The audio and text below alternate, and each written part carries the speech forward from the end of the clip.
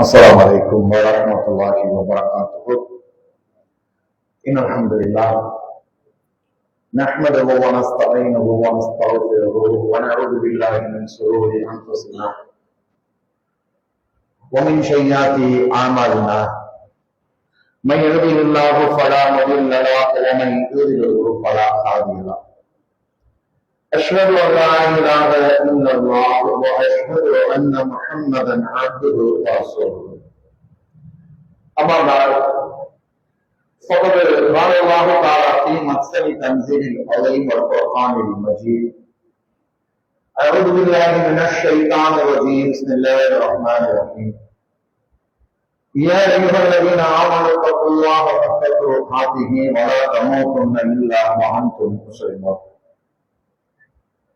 கண்ணியத்துக்குரிய எல்லாம் அல்ல அல்லாஹ்வின் நல்லடியார்களே, அருமை சகோதர சகோதரிகளே, எல்லாம் அல்ல அல்லாஹ்வுடைய பேரர்களால் முதலாவது நோன்பை நிறைவேற்றியவர்களாக, இரண்டாவது நோன்புக்கான இரவு தலையை நிறைவேற்றியவர்களாக அவருடைய உள்ளத்திலே கொண்டு போயிருக்கிறோம். நாம் நோக்க அந்த நோன்பு, நாம் தொழுத அந்த கொள்கைகள், இடையில் நாம் செய்த கர்மங்களும் வல்ல ரஹ்மான் பொருந்திக் கொள்வானாக என்று பிரார்த்தனை செய்தவனாக, இந்த ஆண்டு ரமதானுடைய முதல் 10 நாட்களுக்கான தொடர் உலகின் தலைப்பாக அல்லாஹ் விரும்பும் 2 விஷயங்கள். அல்லாஹ்வை பொறுத்தவரையில் அவனுடைய வேதத்தில் அவன் யாரையெல்லாம் நேசிப்பான், என்னென்ன பண்புகளை எல்லாம் விரும்புவான் என்று அடிக்கோடிட்டு காட்டுவான். ஒரு செய்தியை அல்லாஹ் பேசுகிறான்னா அல்லாஹ்வுடைய செய்தி கொஞ்சம் வித்தியாசமா. உதாரணத்திற்கு தவக்கலை பற்றி பேசுறான். அல்லாஹ்வின் மீது நம்ம பொறுப்பு சாட்டுவதை பற்றி அல்லாஹ் பேசுறான். மூமின்கள் அனைவரும் அல்லாஹ்வின் மீது பொறுப்பு சாட்டட்டும், அவனையே சார்ந்து இருக்கட்டும் அப்படின்னு சொல்லி முடிச்சுட்டு அதோட கடைசி முடிக்கும் போது எப்படி படிக்கிறார்? அல்லாஹ் யாரை நேசிக்கிறான், யாரை விரும்புகிறான் தெரியுமா? யார் அல்லாஹ்வின் மீது முழுமையாக பொறுப்பு சாட்டுகிறார்களோ அவர்களை நேசிக்கிறான். இறையச்சம் சம்பந்தமாக அல்லாஹ் பேசுவான். நீங்க அல்லாஹ்வை அஞ்சிக் கொள்ளுங்கள் அப்படின்ற விஷயத்தை இறையச்சம் சம்பந்தமா பேசுவான். பேசி முடிக்கும் பொழுது கடைசியாக எப்படி சொல்வான்? அல்லாஹ் யாரை நேசிக்கிறார்? முத்தகீன்கள், அல்லாஹ்வை அஞ்சக்கூடியவர்களை நேசிக்கிறார். தூய்மையை பற்றி பேசுறோம். தௌபா செய்யறவங்க செய்யற பாவங்களுக்காக அல்லாஹ்விடத்தில் அழுது மன்றாடி தௌபா செய்கிறோம். இப்ப நம்ம தௌபா செய்யும்போது என்ன ஆகுது? நம்முடைய பாவங்களை அல்லாஹ் சுத்தப்படுத்தி விடுகிறான், அழித்து விடுகிறான். அப்ப தூய்மை அடைந்தோம். தௌபா செய்திருந்தால் தூய்மை அடைந்திருக்கிறோம். அப்ப இந்த தூய்மையை பற்றி அல்லாஹ் பேசும் பொழுது முடிக்கும் பொழுது சொல்லுவான், இன்னல்லாஹ யுஹிப்புல் முத்தஹிரீன். அல்லாஹ் யாரை நேசிக்கிறார் தெரியுமா? யார் தூய்மையாளர்களாக இருக்கிறார்களோ, பாவங்களை விட்டு தங்களை தூய்மைப்படுத்திக் கொள்கிறார்களோ அவர்களை அல்லாஹ் நேசிக்கிறார். இப்படி அல்லாஹ் ரப்பல் ஆலமீன் எந்த ஒரு நல்ல விஷயத்தை, நல்ல பண்பை பற்றி பேசினாலும் அதை ஊக்கப்படுத்துவதற்காக, அந்த பண்பு நம்மிடத்தில் வர வேண்டும் என்பதற்காக அந்த பண்பை உடையவர்களை சொல்லி அவர்களை நான் நேசிக்கிறேன் என்று சொல்லி முடிப்பான். இப்ப பொதுவாக அல்லாஹ்வுடைய நேசம் இருக்கிற, அல்லாஹ்வுடைய விஷயத்தை விரும்புகிறோம். அந்த விரும்பக்கூடிய விஷயத்தை நாம் செய்திருக்கோம் என்று சொன்னா நமக்கு இன்மையிலும் கவலை கிடையாது, மறுமையிலும் கவலை கிடையாது. இன்மையிலும் பயம் கிடையாது, மறுமையிலும் பயம் கிடையாது. எதை நினைச்சு கவலைப்பட தேவையில்லை. அல்லாஹ் போறோம். அல்லாஹ்வுடைய நேசர்கள் இருக்கிறார்களே, அவர்களுக்கு எந்த கவலையும் கிடையாது, எந்த பயமும் கிடையாது. யாரை அல்லாஹ் நேசிக்கிறானோ, யார் அல்லாஹ்வை நேசிக்கிறார்களோ, விரும்புகிறார்களோ அவர்கள் எதை குறித்தும் கவலைப்பட மாட்டார்கள், பயப்பட மாட்டார்கள். அப்ப அதுதான் நமக்கு வாழ்க்கையை என்ன வேணும்? இதற்காக உழைக்கிறோம், இதற்காக சம்பாதிக்கிறோம். எல்லாமே இந்த கவலை இல்லாமல் நாம் வாழ்வதற்கும் பயம் இல்லாமல் வாழ்வதற்காகத்தான் எல்லா இயக்கங்களும், ஒட்டுமொத்த உலகமும் இயக்கத்தினுடைய பின்னணி நீங்க பார்த்தீங்கன்னா ஒண்ணு கவலை இல்லாமல் இருக்கணும், அல்லது பயம் இல்லாமல் இருக்கணும். எல்லாத்தையும் ஒட்டுமொத்தமான ஒரு படமாக போட்ட நான் நிம்மதியாக இந்த வாழமோ நிம்மதியாக கூட்டத்தில் இருக்கிற மறுமை இந்த விஷயத்தை அல்லாஹ் ரப்பல் ஆலமீன் எப்ப தருவான்? யார் அல்லாஹ்வுடைய நேசத்திற்குரிய அல்லாஹ் விரும்பக்கூடிய வகையில் இருக்கிறார்களோ அப்ப தருவான். அப்ப இந்த பண்புகளை எல்லாம் அல்லாஹ் குர்ஆனில் கொடுப்பதை போல நபிகள் நாயகம் ஸல்லல்லாஹு அலைஹி வஸல்லம் அவர்கள் சில சம்பவங்கள் மூலமாக சில பண்புகளை நமக்கு சொல்லித் தராங்க. இந்த பண்பு அல்லாஹ் நேசிக்கக்கூடியதாக இருக்கிறது, அல்லாஹ் விரும்பக்கூடியதாக இருக்கிறது என்று சொல்லி அதை நமக்கு செய்வதற்கு, அதன்படி நம்மை மாற்றிக் கொள்வதற்கு ஊக்கப்படுகிறார். அப்படி ஒரு சம்பவம் தான் ரசூலுல்லாஹி காலத்தில் நடக்கிறது. அந்த நடக்கக்கூடிய சம்பவத்திலிருந்து நமக்கு தரக்கூடிய படிப்பினையில் முதலாவது படிப்பினையை இன்றைக்கு நாம் பார்த்துக் கொள்வோம். பெருமானார் ஸல்லல்லாஹு அலைஹி வஸல்லம் அவர்கள் இஸ்லாத்தை எடுத்துச் சொல்ல அந்த இஸ்லாம் அது எல்லா நாடுகளுக்கும் பரவிக்கொண்டே செல்கிறது. அப்ப அருகாமையில் இருக்கக்கூடிய பஹ்ரைன் நாட்டுக்கும் இஸ்லாம் செல்லுகிறது. இப்ப பெருமானாரை பற்றி என்ன செய்யறாங்க?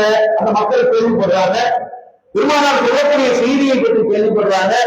அப்ப அதை ஏற்றுக்கொள்றாங்க. இஸ்லாத்தை மனப்பூர்வமாக ஏற்றுக்கொண்டு நாம பெருமானாரை சந்திக்கிறோம், பெருமானார் மீது அவர்களுடைய முகத்து, அப்ப ரசூலுல்லாஹ் போய் நம்ம மதீனாவிலே சந்திப்போம் என்று முடிவெடுத்து அவர்களுடைய ஊரிலிருந்து ஒரு வியாபார புத்தகங்களில் ஏறி பஹ்ரைனிலிருந்து மதீனாவை நோக்கி வராங்க. அப்ப மதீனா நெருங்கிலிருந்து அந்த மக்களுக்கு ரசூலுல்லாஹ் நம்ம சந்திக்க போறோம், பார்க்க போறோம், பேச போறோம் அப்படிங்கிற பேர் ஆவல் என்ன செய்யணும்? இன்னும் அதிகமா இருக்கும். ரசூலுல்லாஹ் கொஞ்ச நேரத்துல பார்த்துருவோம், இன்னும் கொஞ்ச நேரத்துல அவரை பேசிடுவோம், அவர்களுக்கு எல்லா விஷயங்களும் நம்ம கலந்துருவாங்க, ரசூலுல்லாஹ் அருகாமையில் இருக்காரா அப்படிங்கிற அந்த செய்திகள் என்ன செய்யணும்? அவங்க உள்ளத்தை பரவசப்படுத்துது. மதீனா உள்ள நுழைந்த உடனே அந்த ஒட்டகங்களை மிக வேகமாக விரட்டுறாங்க. அப்ப வேகமா விரட்டி ரசூலுல்லாஹ் இருக்கிற இடம் வந்த உடனே பாதி பேர் ஓடுற ஒட்டகத்துல குதிச்சுட்டாங்க. ரசூலுல்லாஹ் இருக்கக்கூடிய நேசத்துல பாசத்துல ரசூலுல்லாஹ் பார்த்த உடனே அப்படி ஓடிக்கிட்டு கீழே குதித்து ஓடுறாங்க. ரசூலுல்லாஹ் மட்டும் கூட்டமா ஓடுறாங்க. அப்ப அப்படி ஓடும் போது என்ன ஏற்கனவே நீண்ட பயணம்.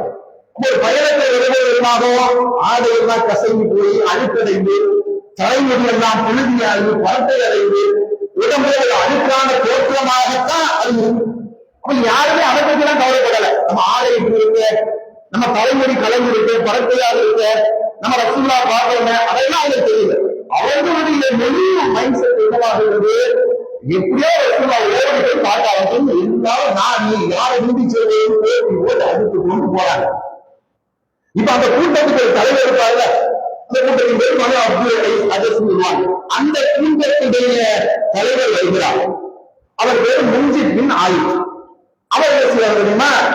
இவங்க அவர்தான் அழைச்சிட்டு வாழாரு.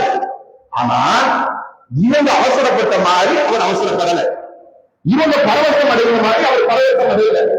அவர் நிதானமா வர்றாரு. அழகா போய் என்ன செய்யறாரு?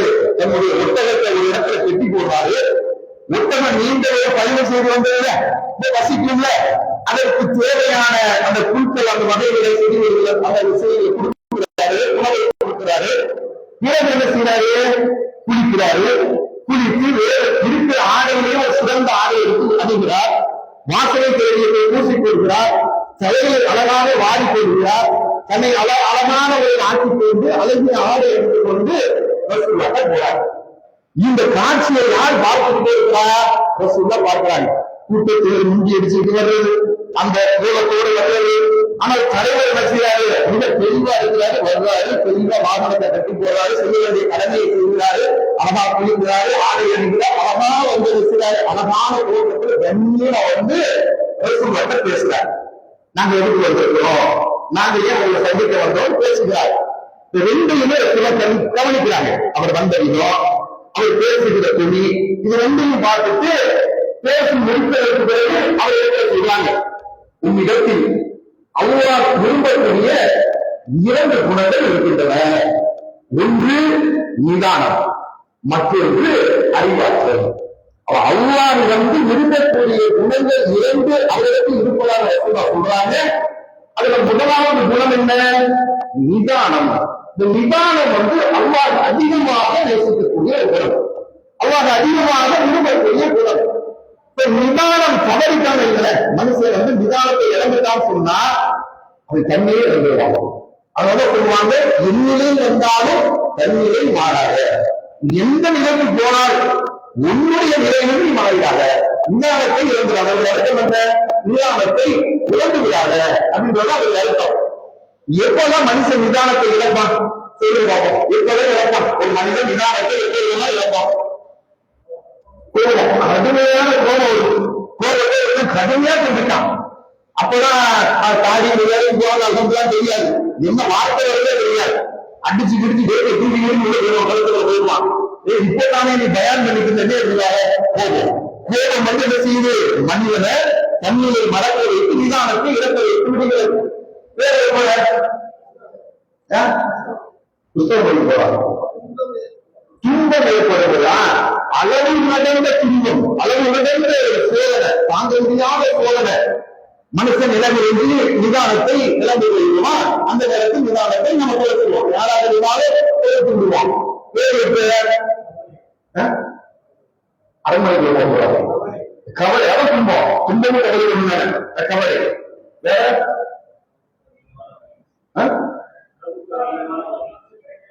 அளவுக்கு அதிகமான மகிழ்ச்சியா, ரொம்ப பூரிப்பு, சந்தோஷம், கண்மனே விளையாடுவாங்க.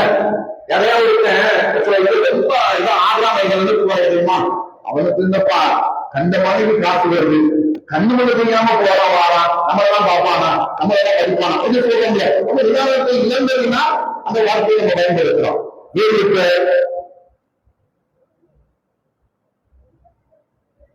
ஒரு முக்கியமான ஒரு இடத்துல இறந்துருவோம் நிதானத்தை. ரொம்ப நம்ம இது ரொம்ப டீப்பா திங்க் பண்ண வேண்டாம். நார்மலா நிதானம் எப்போது இருப்போம். பயம், பயம் வந்தா சரி, கவலை, பயம், துன்பம், சந்தோஷம், மவுத்து எல்லாமே அதுல சேர்ந்துருந்த கவலையில சேர்ந்துடலாம். மவுத்து எப்போ வேற சரி. ஒருத்தர் வந்து பயங்கரமா தண்ணி அடிச்சிருக்கிறார், சபைக்கு ஃபுல்லா போட்டார். அவர் நிதானமா நிற்பாரா, நிதானமா பேசுவாரா, நிதானமா நடந்துக்கிறாரா?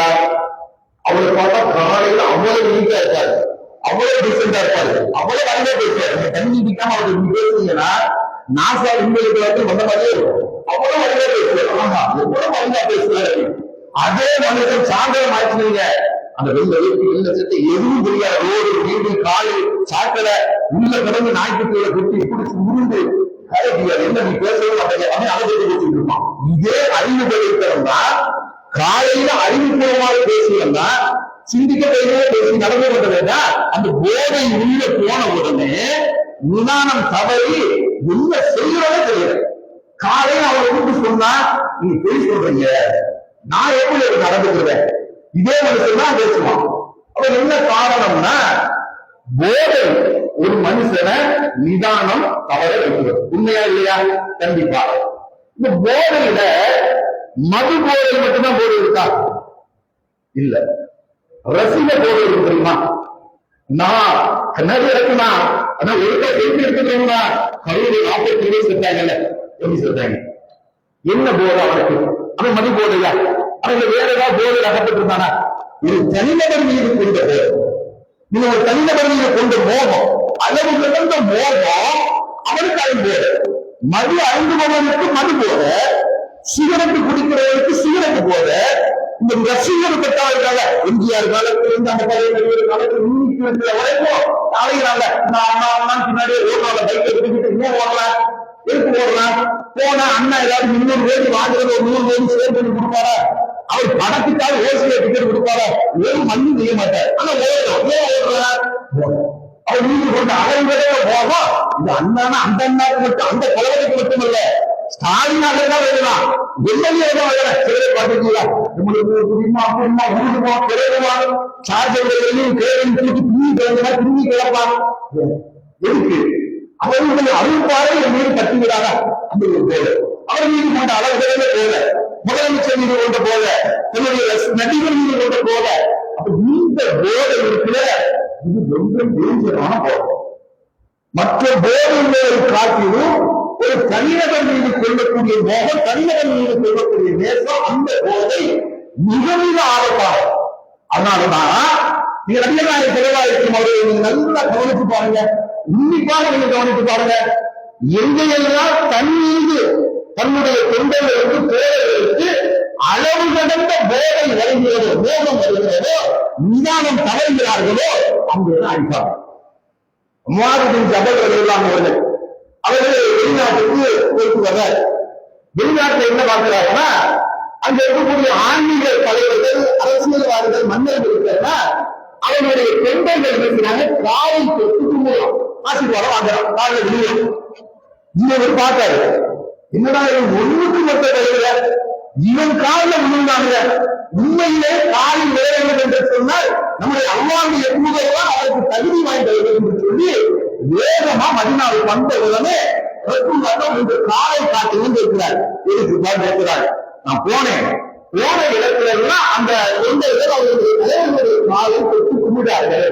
நான் உங்கள் காலில் விழ வேண்டும், உங்களுக்கு சரியா செய்ய வேண்டும்.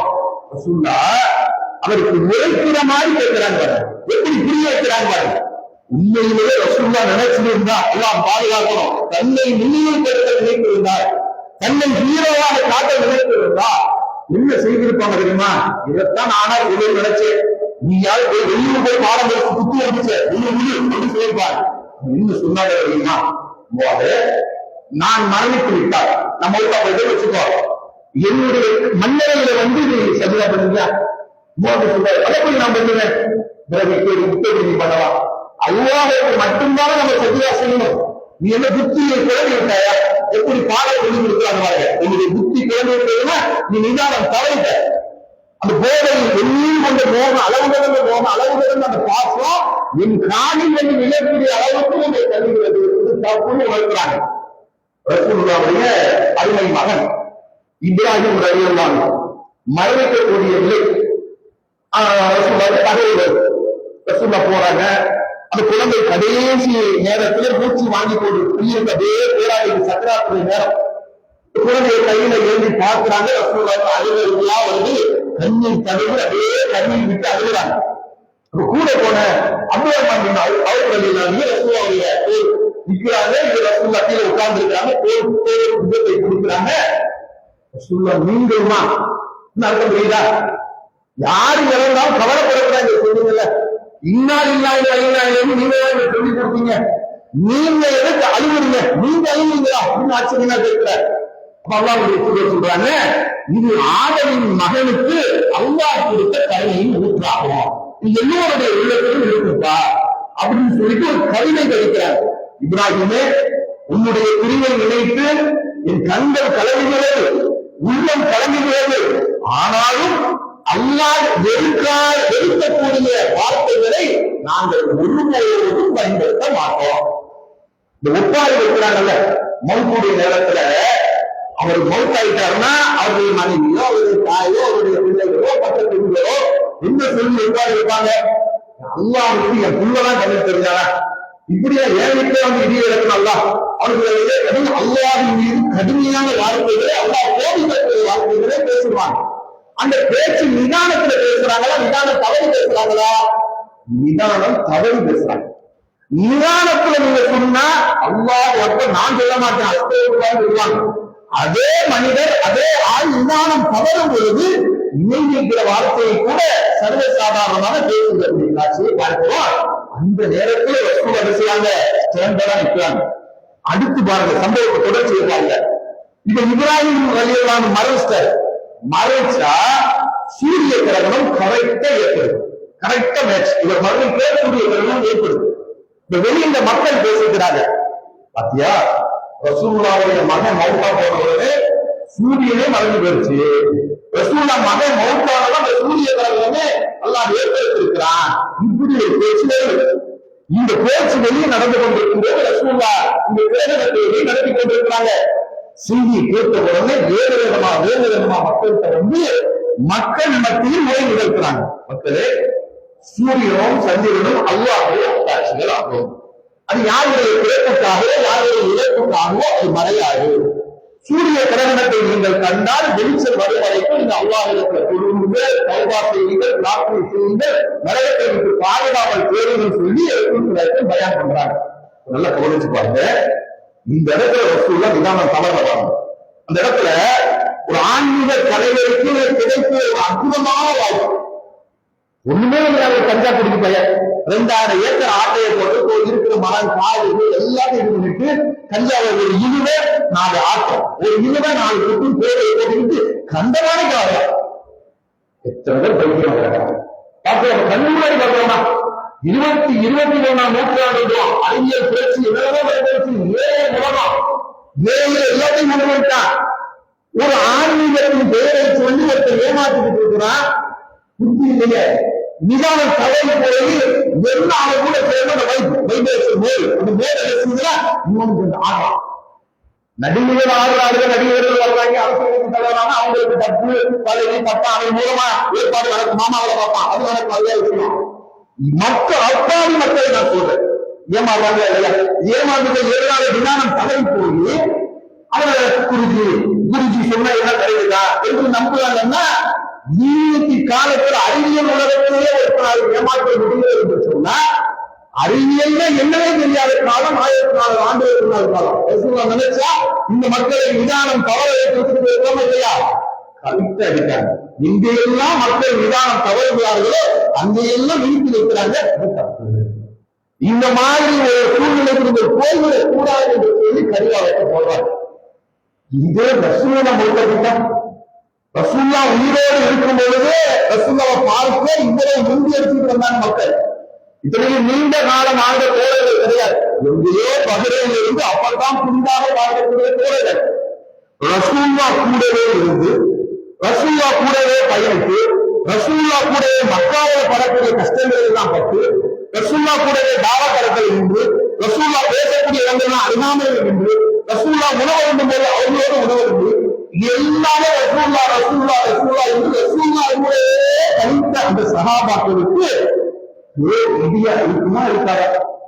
சொல்ல மௌத்தாயிட்டா யார் இந்த நிற்கிறார் விதானம் இழந்து போய் யாருடைய நாவிலிருந்து அல்லாஹ் பேசுகிறார் என்று ரசூல்லா பட்டம் கொடுத்தாங்களோ உமரை நிற்கிறாங்க யாருக்கு எல்லாம் ஒரு சூழ சொல்றாங்க நான் ஒரு கனவு கண்டேன் எனக்கு மலக்குமார்கள் பால் கொடுத்தாங்க ஒரு கோட்டையில அந்த கோட்டையில உள்ள பாலை நான் வயிறு முட்ட பொறுத்து விட்டு குடித்து விட்டு அருகாமையில் பார்த்தேன் கத்தாயின் குரலை உமர் இருந்தார் நான் குடித்தது போக உமருக்கு கொடுத்தேன் உமரும் நிரம்ப குடித்தார் இப்ப அந்த பாலுக்கு விளக்கம் கொடுக்கிறாங்க அதுதான் ஞானம் அறிவு அல்லாஹ்விடத்திலிருந்து வந்த அறிவு அது எனக்கு புகட்டப்பட்டது எனக்கு அடுத்து யாருக்கு புகட்டப்பட்டது உமரவேதான் அவர்களுக்கு புகட்டப்பட்டது அறிவு எவ்வளவு சிறந்தவர்கள் நீங்க கிடைச்சிக்கோ ஒரு சம்பவம் போதும் உமரவேதான் அறிவில் எவ்வளவு சிறந்தவர் என்று ஆனா சோழன் என்ன தெரியுமா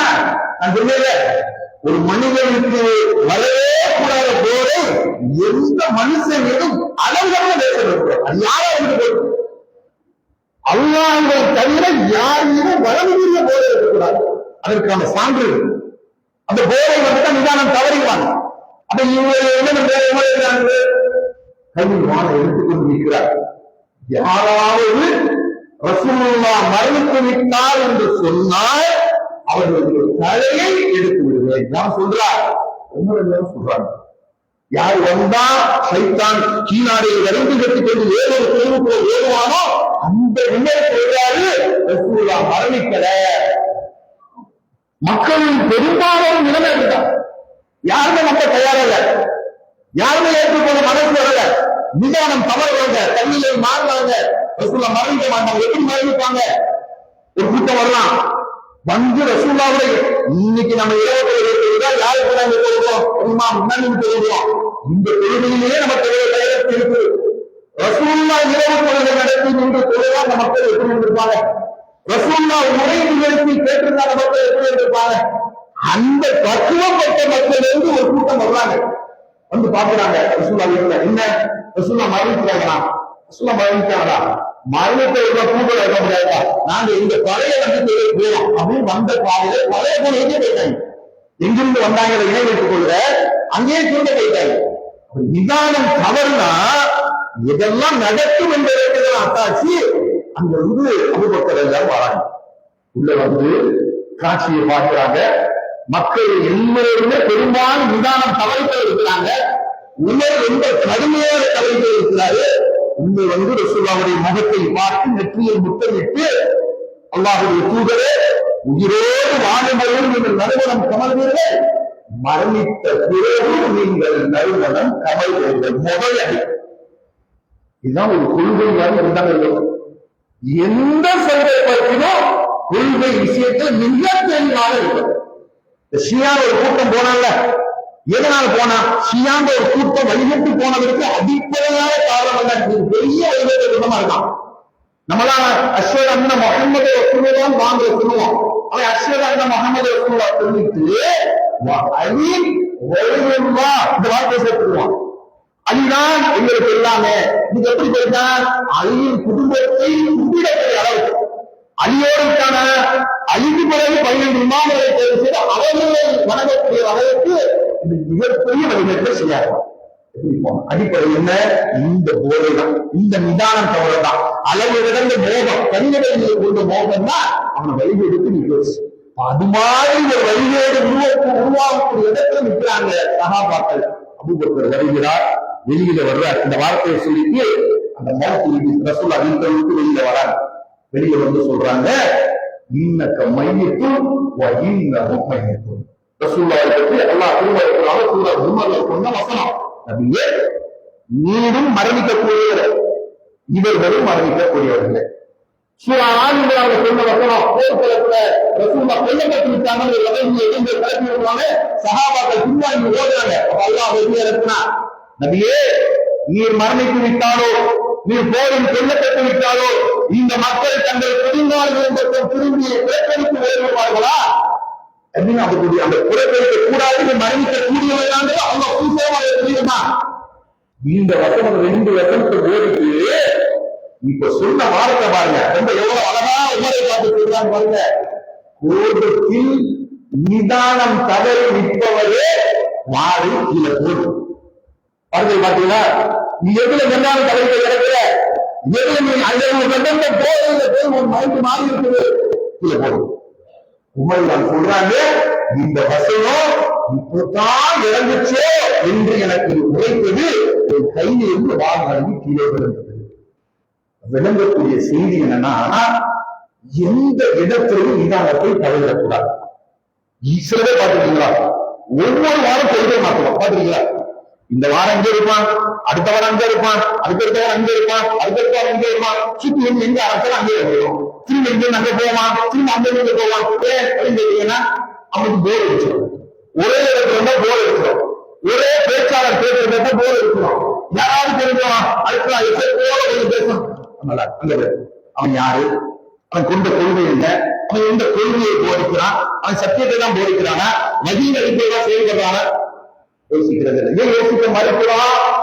கொள்கை மோகம் இருப்பது. இந்த கொள்கை மீது அதை விளங்கி உண்மையை விளங்கி இதுதான் சத்தியம் என்று அந்த மோகம் இருக்கணும். அமைப்பு மோகமோ, ஜமாத்து மோகமோ, இயக்க மோகமோ இருந்தால் அதுவும் நம்மை நிதானம் தவற வைத்து விடும். நான் எந்த ஜமாத்துலாம் முக்கியம் போனது வைக்கிறேன், அங்க கொள்கை இருக்கா யோசி பார்க்கணும். இந்த அல்லாஹ்வுடைய தூதர் சொல்லக்கூடிய இருக்கா, உமர் நிதானம் தவறிந்தாரு.